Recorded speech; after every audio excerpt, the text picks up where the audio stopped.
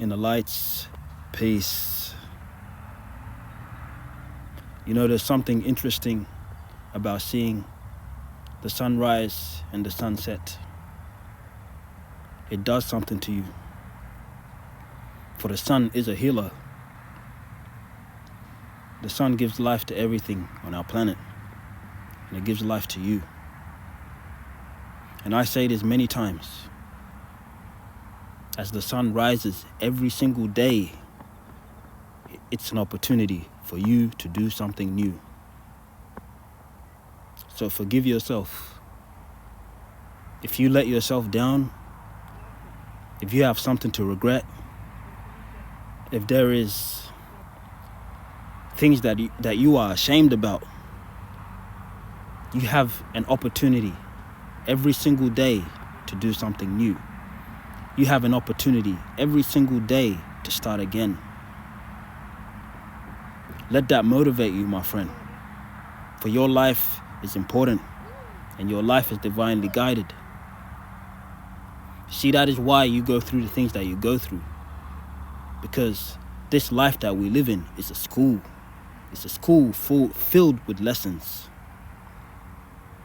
Religion lied to us. Religion told us that we need a savior, that we need somebody outside of ourselves to save us. But you need to save yourself, my friend. It is you, because God lives inside of you. See, we have two natures. We've got the animalistic nature, and you got the God-like nature. And the whole point of this is for you to evolve. The whole point of your life here on earth is for you to evolve, for you to learn, for you to develop. And you need to be able to balance these two natures. You need to be able to balance the animalistic nature, and you need to be able to balance the God-like nature in you. The whole point of this reality, right, is for God to know itself. I say it because God is neither male or female. Religious people have given God a title. We always say he, we always say she. And sometimes you will hear me say he, because it's just easier for people to understand. But in reality, God has no nature. God has no gender, I mean. You are God, my friend. You are God. You are the co-creator of your life. God is also inside of you, and God is also outside of you.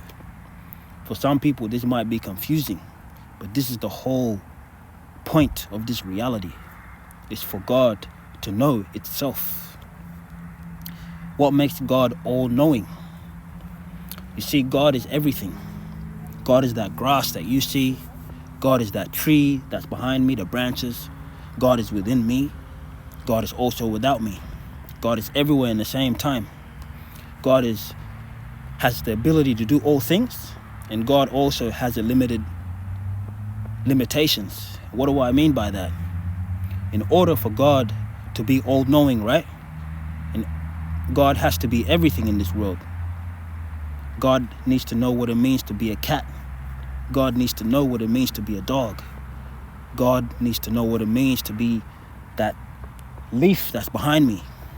God needs to know what it means to be the sky, to be the ground, to be the water, to be the fire, to be the air. God needs to know what it means to be human. So God is in every single creature in this earth. God needs to know what it means to be good. God needs to know what it means to be evil. You see, God and the devil is the same person. Yes, that is hard for religious people to understand. But if you came upon this channel, you have a higher understanding. You have a higher awareness. That is why you can process this information. But religious people are stuck.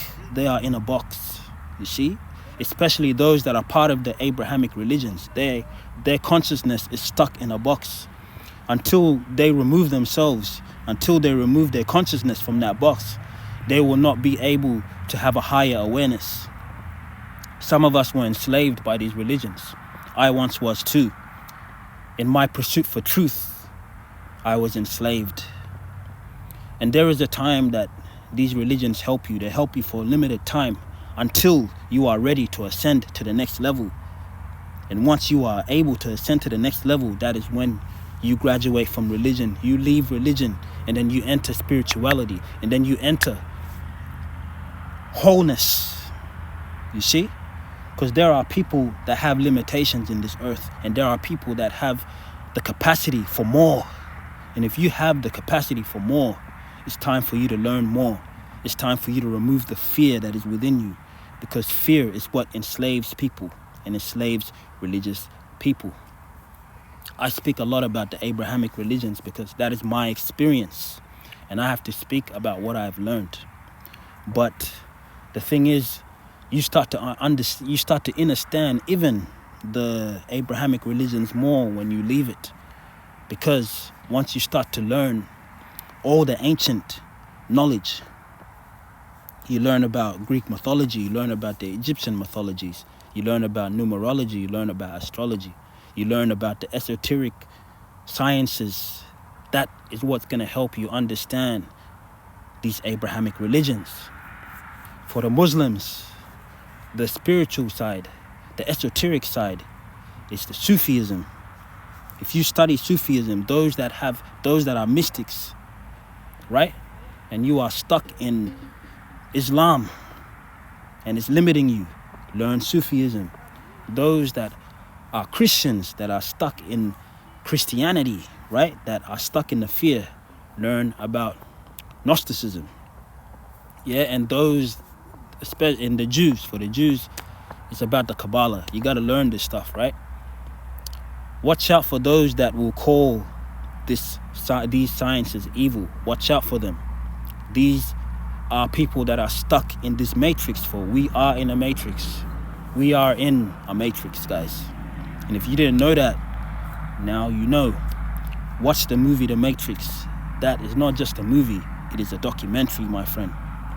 Learn, right? Because your experience, your personal experience, is your teacher. You see, God, the Most High, the universe, is teaching you. It's not teaching those around you. It's teaching you. And sometimes you will feel alone because your awareness is so high that you sometimes dumb yourself down due to the people around you. Right? Because the people around you don't have that higher understanding that you do. So you dumb yourself down. A lot of us have been guilty of this. But don't limit yourself, my friend. There are times, I keep repeating this, there are times that you will be alone. There are times when you need to be alone. And this is temporary. This is temporary. It won't last forever. You see? But you need to get through that period where you can be alone. For you need to be able to be alone. Once you are alone, that's when you start to learn. You start to learn so much. That's when God speaks to you. For God is with you, my friend. Religious people will say that you are a false prophet. They will say that you are from the devil. But that's a lie, my friend. You are closer to God because you have a higher awareness. And that's not for you to boast. That's not for you to go out and try to show off, right? That is for you to know, because you need to know who you are. And if you don't know who you are, you're gonna suffer in this world. You know, the Egyptians,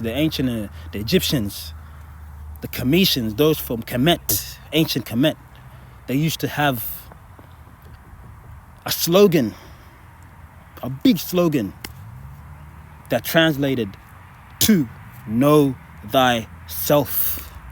You need to know thyself. You need to know yourself. You need to know yourself. For if you don't know yourself, you will suffer in this world. You see, you incarnated in this world. You weren't just born. You decided to come here. You decided to come here. And guys, I know you're going through your awakening. Things may be a bit hectic, but always, always stay closer to your inner light. Always pray within you. Don't be afraid of anything. Embrace the challenges that are coming towards you, because there's always great things ahead of you. I need you to trust the process. Okay? This is a short message for today. Just gonna leave it at that. My inner lights. Peace.